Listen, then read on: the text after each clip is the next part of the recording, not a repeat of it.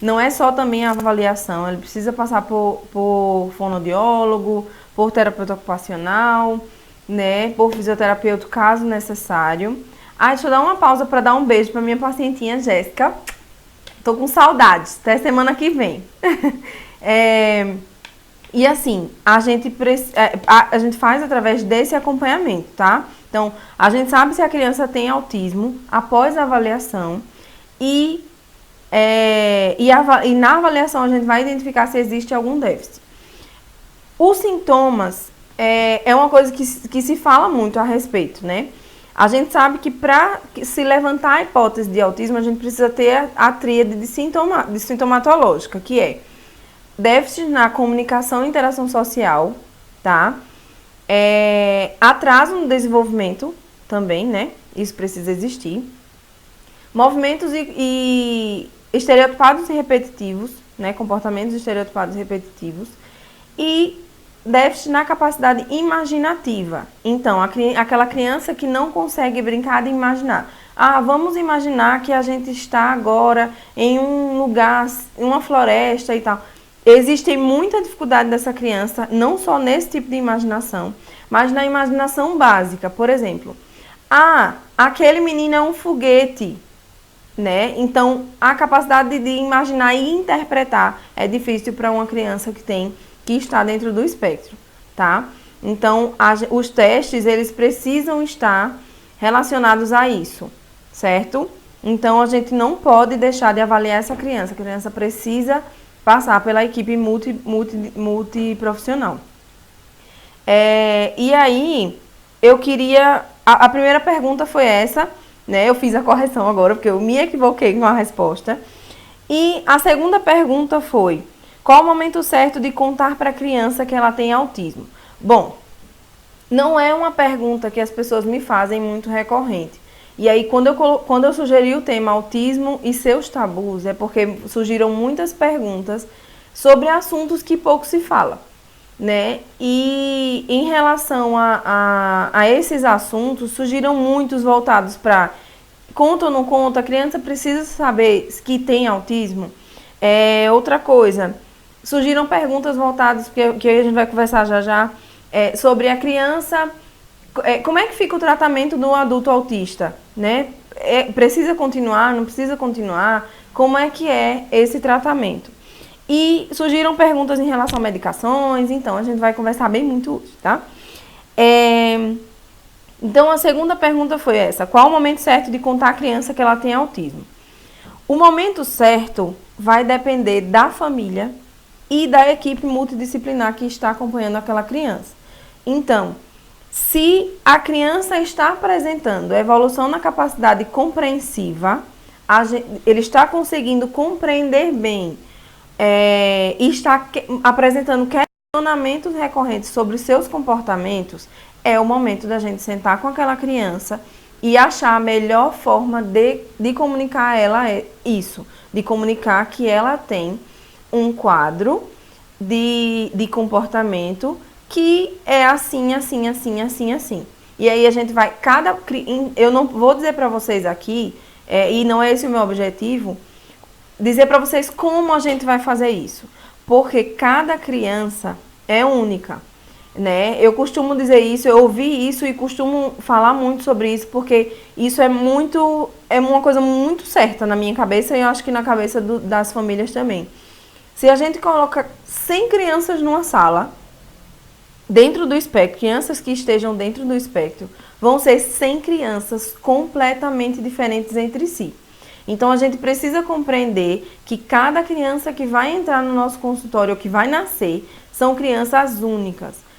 Elas vão ter um padrãozinho de comportamento que está dentro da tríade que eu falei para vocês, mas cada criança vai funcionar diferente, tá? Por exemplo, vão ter crianças que não falam, né, mas que apresentam um quadro estereotipado gigantesco, né, com muitas estereotipias, a gente precisa controlar elas. E vão ter outras crianças completamente diferentes, com quadros de ausência de fala, ou melhor, crianças que falam, tá? E que não tem nenhuma ou pouca estereotipia. E é por isso a necessidade da avaliação com a equipe multidisciplinar. Esses profissionais precisam estar falando a mesma língua quando se trata de uma criança, porque aquela criança que está sendo avaliada ali, ela é única. A equipe são vários profissionais, mas aquela criança é única. Então, a gente tem que enxergar o funcionamento dela e não de maneira nenhuma comparando com nenhuma outra criança, tá? Então, a gente precisa, sim, estudar o melhor momento para isso. Então, a gente não vai... Eu não vim aqui para dizer para vocês qual é esse momento, nem como fazer, mas que é importante para a evolução do processo daquela criança. Porque qual é a lógica daquilo?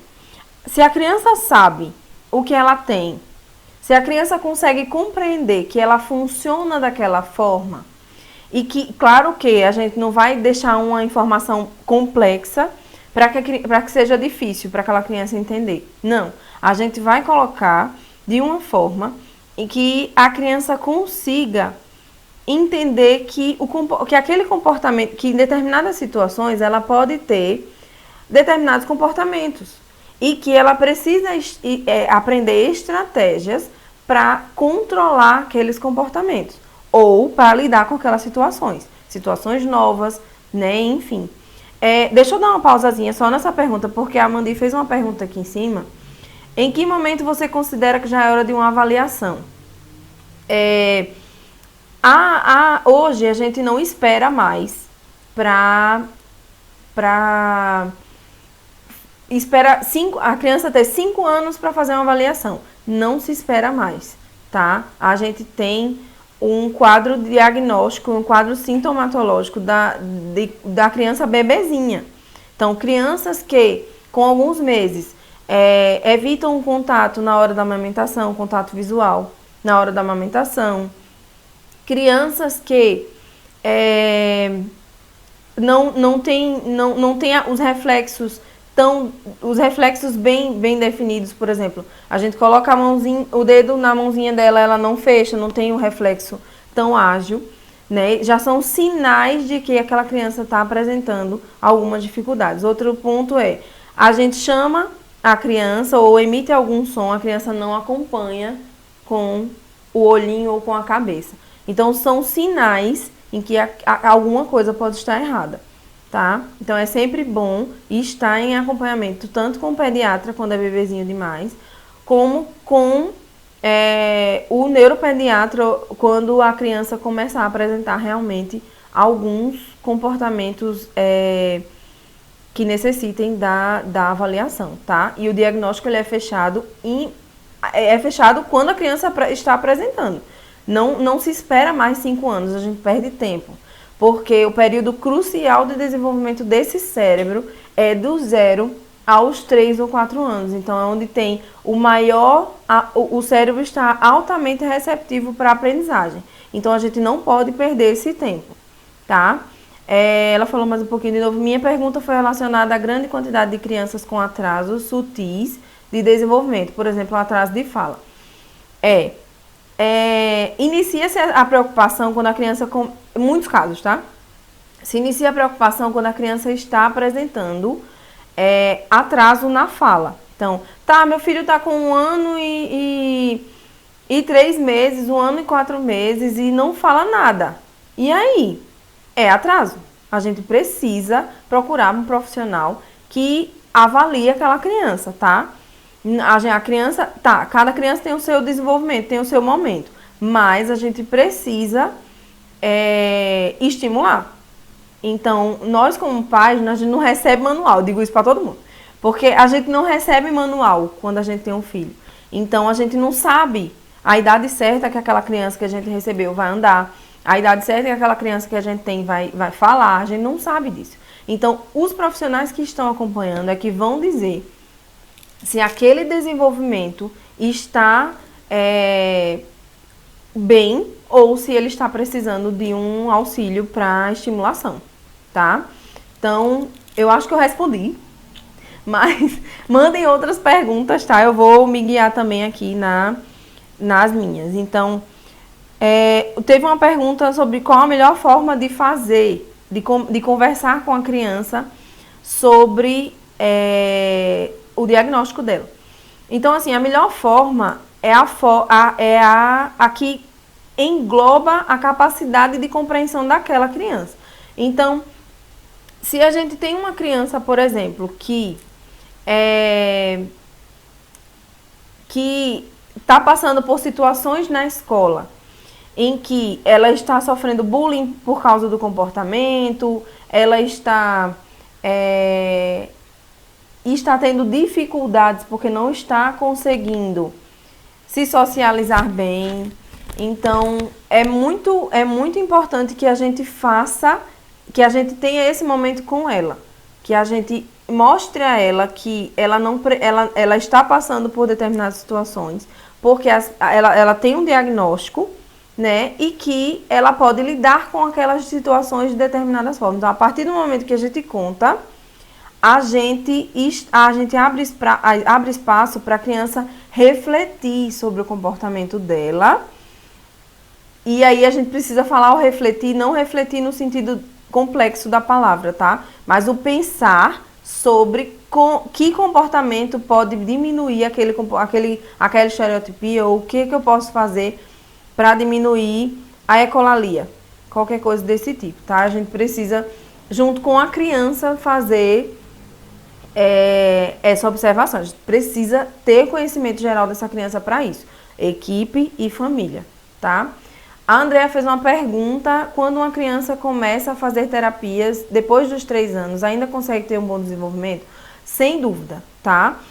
Quando eu falo do período crucial, eu falo que o cérebro, nesse momento, ele tem o maior número de neurônios. E quanto mais neurônios são todo mundo sabe, né? Mas eu vou explicar. Neurônios são as células do cérebro. E essas células, elas se comunicam entre si. Então, por exemplo, o neurônio ele se comunica assim, tá? Um neurônio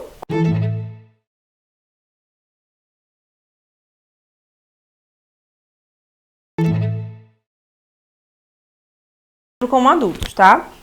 Então, você imagine, mais neurônios e mais chances de comunicação entre eles. E o sinônimo de sinapse, que é a comunicação entre o neurônio, é a aprendizagem. Então, quanto mais sinapses, que é a comunicação, maior a aprendizagem. Então, a gente fala que esse tempo, a gente não pode deixar esse tempo se perder.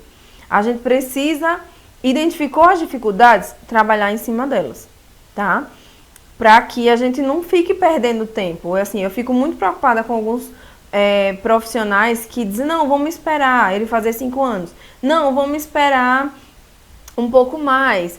Por quê? Porque a gente, se está identificando as dificuldades, a gente precisa trabalhar aquelas dificuldades, né? Então, independente de 3 anos, 4, 5, 6, a gente vai aproveitar o potencial daquele cérebro. Então, eu não vou achar que a criança que passou de 3 para 4 anos, ela não vai aprender como se ela tivesse 3. Ela pode, né? Ela consegue. E aí, a gente vai só estimular o máximo que a gente conseguir. Durante todo o desenvolvimento dela, é importante que a gente pense que a estimulação ela não pode parar. A criança, por cada idade que ela tiver, ela vai passar por fases diferentes. Então, a gente precisa ensinar para ela estratégias de passar por cada fase, né? É por isso a importância de todos os profissionais que compõem a equipe multidisciplinar, que é psicólogo, psicopedagogo, fonoaudiólogo, terapeuta ocupacional, alguns casos o fisioterapeuta e médico neuropediatra ou o psiquiatra infantil, tá? A gente precisa continuar toda a estimulação. E cada idade que ela tiver, a gente vai fazer vai focar na necessidade dela. Eu acho que eu respondi, Andrea. Tu me diz depois. Minha gente, o negócio tá tremendo aqui. A Elis perguntou: meu Gui começou as terapias aos 4 anos e evoluiu bastante. Graças a Deus, Vixe, era um elogio. Tão linda. Obrigada. A Jéssica botou: quanto antes começar, menos prejuízo terá. Perfeito. E com isso, a idade cronológica não traz tanta diferença. É isso mesmo, Jéssica. A gente corre contra o tempo, na verdade, né? Se a gente tá com uma criança que tá apresentando atraso, a gente vai correr contra o tempo para a gente minimizar esse atraso, tá? Então, a gente precisa, a estimulação é necessária por isso, tá? Eu vou continuar com as perguntinhas aqui porque foram muito legais. Existe resistência dos pais em aceitar o filho autista? Sim, existe, não por não aceitar porque a criança é autista, mas porque quando se gera uma vida num processo gestacional, o que acontece? Se cria toda uma expectativa em cima daquela gestação. Então, quando a criança nasce, criam-se novas expectativas em cima da criança. Não é só a expectativa que eu falo dos pais, é expectativa familiar. Toda a família, avô, tio, tia, primo, todo mundo cria expectativas em relação àquela criança. E aí aquela criança nasce, algumas apresentam um comportamento e o desenvolvimento normal até os 2 anos, mais ou menos, e a partir dos 2 anos começam a ou estagnam no desenvolvimento ou regridem, que são o que antigamente as pessoas chamavam de autismo atípico, né? O que hoje não se caracteriza mais, tá? Toda criança está dentro do espectro, ela é autista.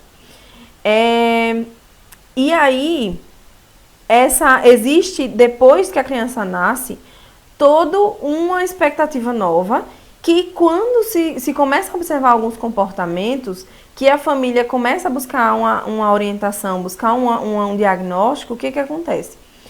O diagnóstico ele vem com um boom muito grande.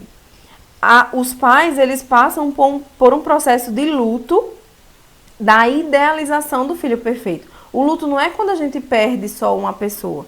O luto, ele se trata da perda de algum ideal. Da perda de algo que a gente tinha muita expectativa sobre ele. Então, a família toda passa por um processo de, principalmente os pais, né? Passam por um processo de luto muito grande. Até que e o processo de luto a gente sabe que passa por algumas fases do luto, né? Então, alguns pais passam por essas fases. E a gente precisa, como profissional que está acompanhando aquela criança, respeitar essa fase desses pais, né? Eu costumo dizer nas minhas devolutivas que eu lido muito com o impacto da notícia. E eu costumo nas minhas devolutivas explicar para aqueles pais que o filho que eles deixaram em casa é o mesmo filho que eles vão encontrar quando eles chegarem em casa. E isso pode ser simples quando a gente escuta, mas faz uma diferença gigantesca para um pai que está recebendo essa notícia, né? Saber que a criança é autista e como é que eu vou lidar com isso, né? Mas eles não esquecem que durante todo o desenvolvimento daquela criança, eles desenvolveram estratégias para se comunicar com ela, estratégias para lidar com os comportamentos dela. Então, eles tiveram muitos ganhos em alguns casos. Então, a gente não pode esquecer que esses pais estão fragilizados com o que aconteceu, com a notícia.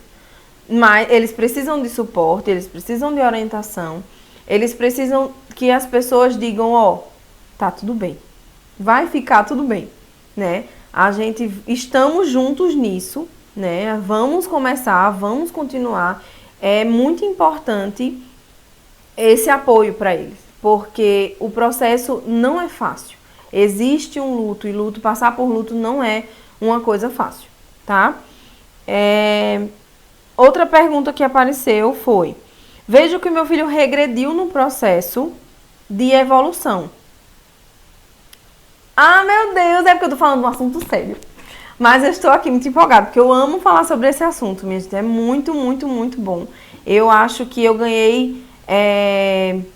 O autismo, ele na verdade foi um presente na minha vida, porque eu pude ter contato com esse mundo que pra mim foi e continua sendo de muito aprendizado. Eu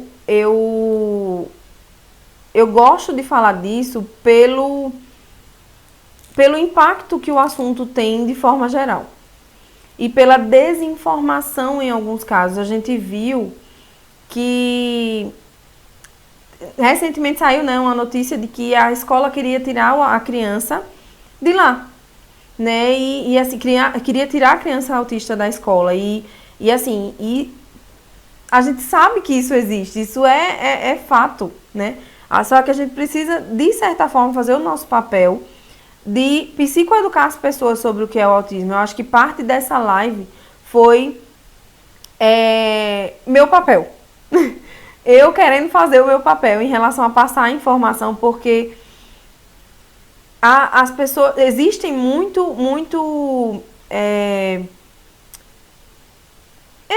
falta de informação em algumas regiões, existe. Só que a gente precisa entender que por mais que tenha assim, informação, a gente vai lidar com aquela criança de forma nova, é uma criança diferente. É uma criança diferente de qualquer outra criança, né? Então a gente vai lidar com ela de acordo com o que ela está apresentando, a demanda dela. Então a gente precisa e é obrigação da sociedade se adaptar, tá? A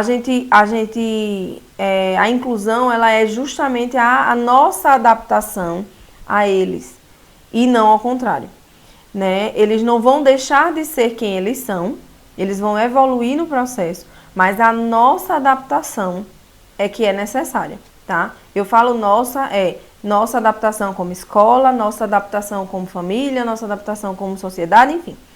Mas é um assunto, para mim é um assunto seríssimo, mas eu estou muito feliz. Vamos lá.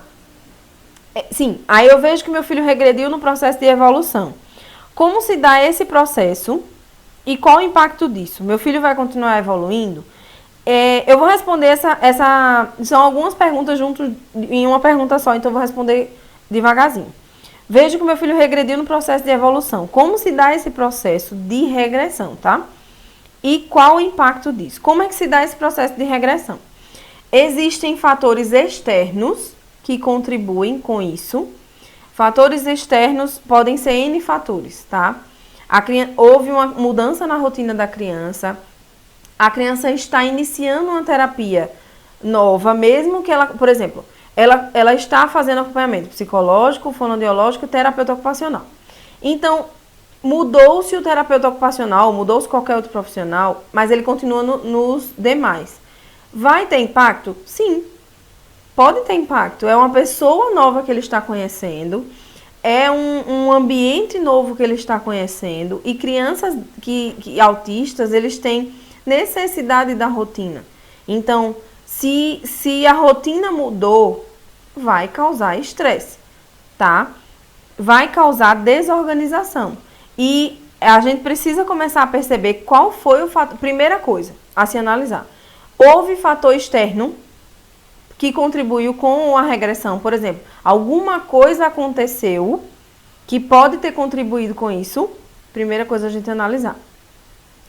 Aconteceu alguma coisa em casa, aconteceu alguma coisa na escola, aconteceu alguma coisa na rua, enfim, qualquer coisa, tá? Aconteceu alguma coisa antes da criança chegar na terapia? Acontece sempre. Eu vou dar um exemplo. A criança vai todos os dias para a terapia de Uber ou de carro, ou enfim. E aí, alguma mudança na vida da família aconteceu, e aquela criança, ao invés de ir de carro ou de Uber, ela passa a ter que ir de ônibus. E aí é uma mudança fixa, tá? Isso é um exemplo de um fator externo. Então, é uma mudança fixa. Aquela criança vai passar a ter que ir de ônibus agora para sempre. E aí, o que acontece? A criança pode começar... Porque ônibus envolve várias coisas, envolve socialização, envolve contato físico, envolve N situações. Então, isso pode causar um estresse muito grande e tender para regredir o processo terapêutico ou para não evolução, tá? Fatores internos podem contribuir com a não evolução também. Por exemplo, a criança está tomando medicações específicas e, de repente, houve mudança na medicação e a criança vai precisar adaptar-se àquela medicação. Pode haver regressão naquele comportamento? Pode. Na aprendizagem? Pode. A criança está com algum sintoma de alguma doença, por exemplo, alguma coisa gástrica, alguma coisa intestinal, alguma coisa. Ela não está conseguindo se expressar para dizer que aquilo está incomodando. Então, pode haver regressão? Pode, tá? Então, a gente precisa entender que existem N fatores que contribuem com isso, que podem levar a isso, tá? O manejo do terapeuta é uma coisa que também pode influenciar na regressão daquela criança. A forma como eu estou fazendo é uma autoavaliação do terapeuta, tá? A gente precisa fazer isso praticamente toda semana. Por quê? Porque a gente precisa entender que a criança precisa da continuidade do processo e precisa da infantil, precisa acompanhar justamente por isso, tá? Se a criança apresenta um quadro de estereotipia muito significativo, ela vai necessitar de uma medicação para controlar essas estereotipias, certo? Em caso de crianças que apresentam um déficit de atenção, eles precisam da medicação para controlar o déficit de atenção. Então, assim, é muito de cada criança e do profissional neuropediatra que está acompanhando aquela criança, tá? Então, algumas crianças precisam da medicação e que isso precisa ficar claro para a família, tá? São todas? Não. Algumas crianças com a estimulação já apresentam evolução e não precisam da medicação inicialmente, tá? Então, é sempre importante que a gente entre em contato com o neuropediatra e que todos da equipe multidisciplinar estejam em contato para que se alinhe o processo terapêutico daquelas crianças, tá? Que mais? Teve uma muito legal. Não ouço, que é essa, eu venho falando para vocês, essa já eu tenho desde do vídeo que a gente postou dos stories, tá? Não ouço falar muito sobre terapia com adultos autistas. É necessário? Muito. É muito necessário, tá? Independente do nível daquela criança, independente do nível não, do grau de comprometimento daquela criança, seja um autismo leve, seja um autismo moderado, seja um autismo grave, a gente vai... a criança e o adolescente e o adulto, eles precisam do acompanhamento, tá? E acompanhamento multidisciplinar também.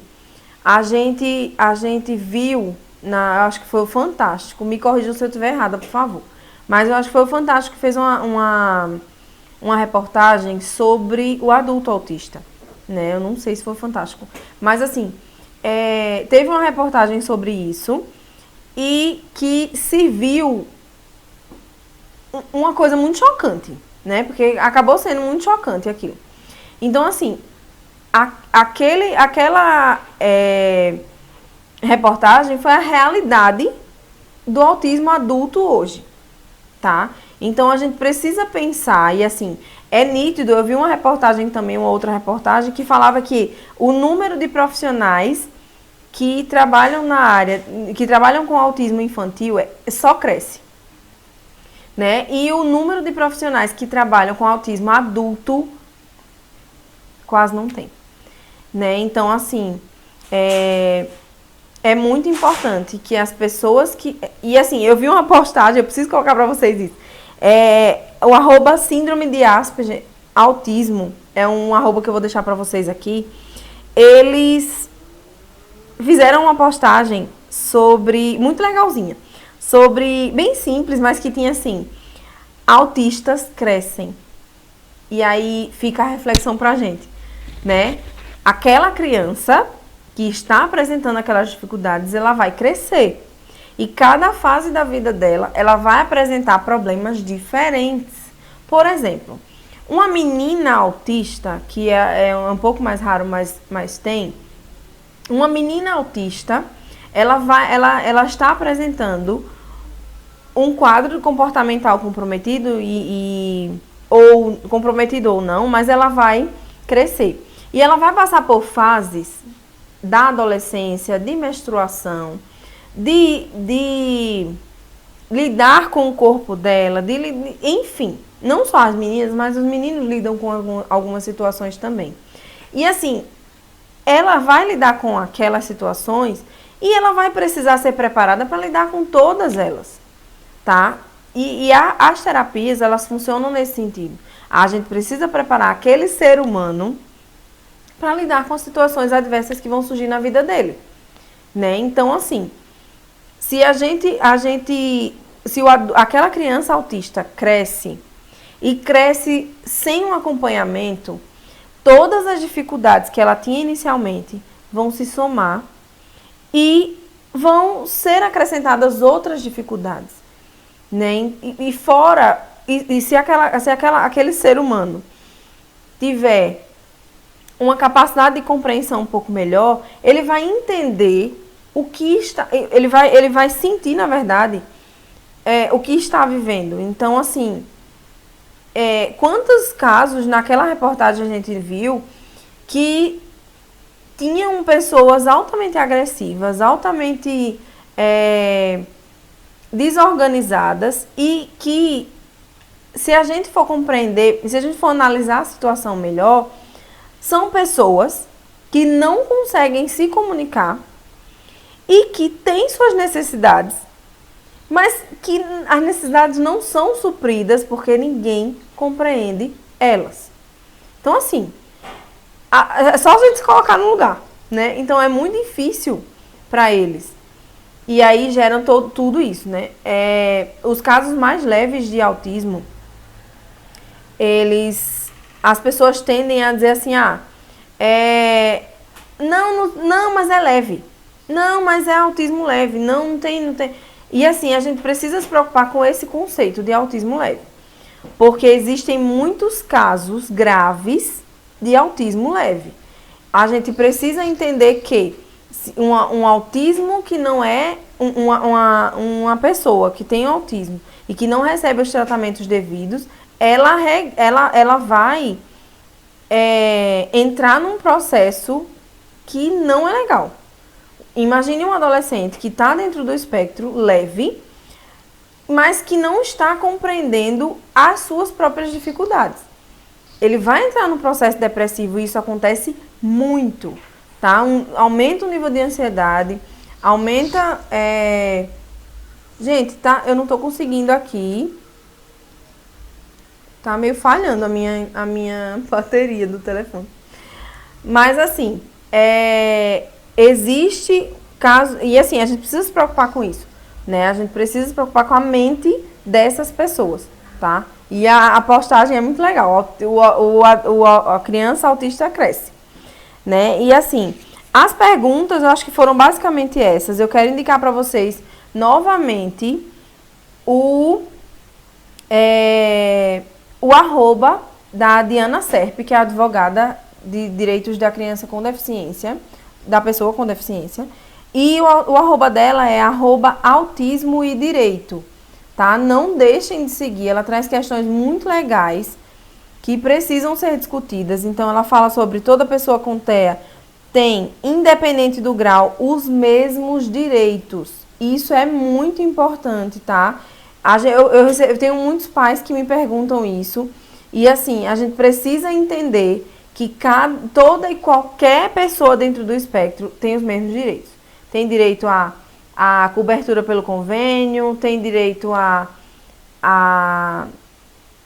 tem prioridade em alguns locais, enfim, dependente do nível, do comprometimento. Outra coisa também que é direito do autista. O planejamento pedagógico deve apontar para as especificidades de cada aluno com possibilidades efetivas de desenvolvimento. Então, a escola precisa, tá aí a Mandi para me dizer isso, a escola precisa identificar a dificuldade daquela pessoa, daquela criança e agir em cima daquela dificuldade, tá? Isso é necessário. Outra coisa autista tem direito à educação e ao ensino profissionalizante. Falamos do adulto autista, então a gente precisa falar que o adulto o adulto ou adolescente autista tem direito à educação e ensino profissionalizante. Eles precisam buscar também ser produtivos, tá? Algumas famílias ainda apresentam muita resistência em iniciar com medicações, verdade. O que sugere nesses casos? É essencial a psicoeducação com essas famílias. E às vezes, eu sinto muito isso, mas às vezes alguns médicos não fazem a psicoeducação. E aí cabe aos profissionais terem conhecimento de medicações, algumas, né, que normalmente são utilizadas, e psicoeducar esses pais sobre a necessidade daquela medicação. Então, assim, o profissional passou, o médico passou para aquela criança risperidona, a gente precisa compreender aquela medicação e saber por que aquele médico passou a risperidona para aquela criança. Tá? A risperidona ele é um antipsicótico, mas ele vai minimizar as estereotipias daquela criança. Tá? Então, o médico, a gente precisa compreender a medicação para a gente mostrar ao pai por que o médico passou ela. Tá? Então, é essencial a gente fazer esse processo de psicoeducação. A Mandy falou uma coisa importante em relação ao direito do autista, quando eu falei que o autista ele tem direito a planejamento pedagógico e direcionado para a necessidade dele. E a Mandy falou que independente do laudo, e isso é verdade, tá? As escolas elas dizem assim,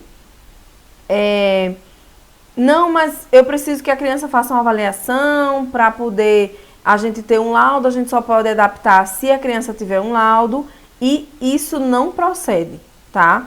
O MEC liberou uma nota que diz que a criança que apresenta qualquer dificuldade, é mais ou menos isso, tá? A criança que apresenta qualquer dificuldade, a dificuldade precisa ser trabalhada imediatamente. Não é necessário a solicitação de um laudo para isso. Tá? E é um pouco óbvio quando se trata de... Tá, eu tô vendo aquela criança com dificuldade nisso. Por exemplo, eu sei, a criança está apresentando dificuldade no reconhecimento das letras. O que eu vou fazer? Eu vou guardar um laudo? A gente precisa agir. A gente precisa achar uma forma para aquela criança aprender. Né? A gente não pode esperar. Esperar não está mais nos termos da criança autista, tá? Não está. Vamos abolir essa palavra do autismo. Não pode esperar mais. E eu quero passar para... Alguém tem mais alguma pergunta? Tem muita coisa para a gente conversar, mas eu quero ver se eu coloco outros momentos, tá? Só um minutinho.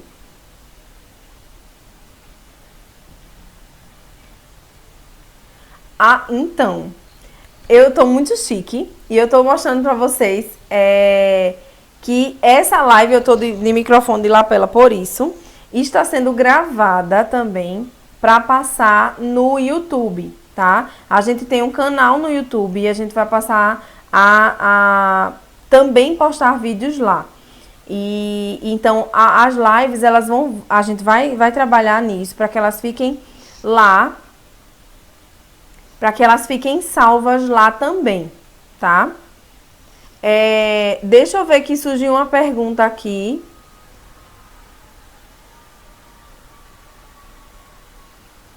Certo. Surgiu uma pergunta aqui. A partir do momento que a escola percebe que a criança precisa de uma metodologia diferenciada, a criança tem direito a essa metodologia?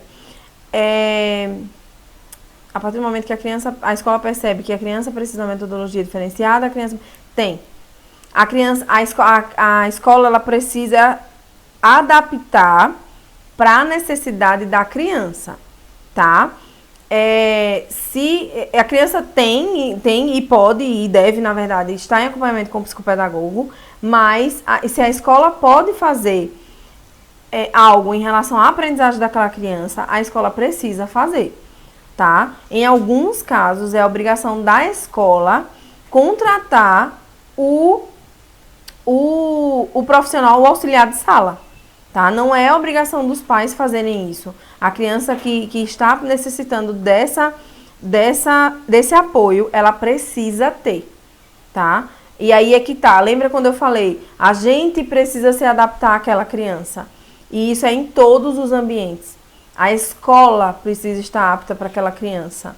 Não se coloca crianças mais em escolas específicas, crianças com necessidades especiais. A gente coloca crianças com necessidades especiais em escolas regulares, né? Então, a gente precisa se adaptar àquela criança, tá?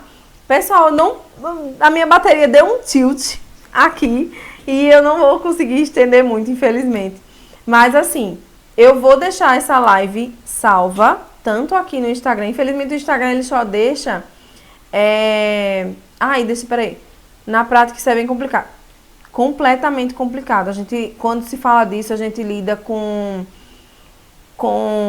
cultura da escola, a gente lida com resistência também nessa escola, a gente lida com resistência de determinados professores, a gente lida com desinformação também de alguns profissionais, enfim. Então é muito complicado, a gente precisa, como profissionais, também estar assim, né, tentando, lutando junto com a família, porque realmente é uma situação muito delicada. E não é não, na prática realmente não é assim.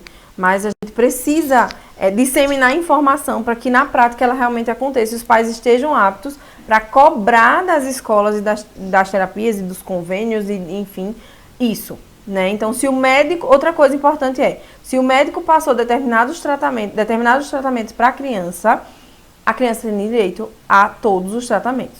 O convênio não tem a convênio não tem direito de impedir aquela criança de realizar as terapias dela, tá? Eu vou, na verdade, colocar os arrobas que eu disse para vocês que ia indicar numa postagem no feed do espaço, tá? Porque fica lá registradinho e vocês não perdem se a live apagar daqui, tá certo? Eu vou deixar os arrobas todo direitinho e eu quero dizer para vocês, agradecer demais a presença de vocês. Estive séria, porque é um assunto sério, né? Na verdade. E assim, tem muita coisa a ser falada ainda. Muita, muita, muita. E quem não viu essa live, ela vai ficar salva aqui. E ela vai ficar salva no YouTube também, tá? Depois eu vou mandar link para vocês. A gente vai editar bonitinho e vai mandar, vou deixar o link para vocês nas postagens, tá? Mas assim, tem muita coisa a se falar, a gente não pode parar por aqui. Eu só quero perguntar a vocês se alguém tem alguma pergunta pra gente finalizar, ou se tem algum comentário, alguma coisa pra gente finalizar. Mas eu não quero parar esse assunto por aqui. Eu vou ter outros momentos com vocês, tá? Quero que vocês continuem me mandando perguntas, continuem me mandando dúvidas em relação a algumas situações, né? Eu quero que vocês, se precisam de orientação, que me peçam. Eu tô muito, muito disponível para vocês nesse sentido, tá? E assim, quando se trata, de novo, né? Quando se trata de autismo, eu acho que meu coração faz assim, né? É um assunto que me ganhou faz muito tempo, tá? Eu quero mandar um beijo para os meus pacientinhos que estão assistindo. Lucas, Tiago, Gui, todo mundo que está assistindo. E assim, e o Samuel, né, também, Vixe Maria. Porque eu aprendi e continuo aprendendo absurdamente com vocês, né? Eu quero, na verdade, quem me ensinou sobre o autismo muito mais foram os meus pacientes, né? Então, assim, eu não quero parar esse assunto de verdade por aqui. Eu quero que a gente discuta mais coisas, né? Eu preciso fazer a minha parte em relação ao autismo, né? Porque eu acho que eu acho que a gente precisa falar sobre o que não é falado, tá? Sobre o que não é nem passar. Ai, Ícaro, meu sobrinho, também, um beijinho pra ele. E assim, a gente precisa falar sobre o que não é falado. O que às vezes nem passa na cabeça da gente, né? A gente sabe que tem muitas crianças recebendo diagnósticos de autismo, mas a gente precisa ter na nossa mente, tanto como terapeuta como como família, que essas crianças crescem. Tá? E o meu lema vai ser esse hoje para finalizar. As crianças crescem e a gente precisa pensar no amanhã. A gente precisa pensar nos ganhos que essa criança precisa ter de autonomia para a vida dela.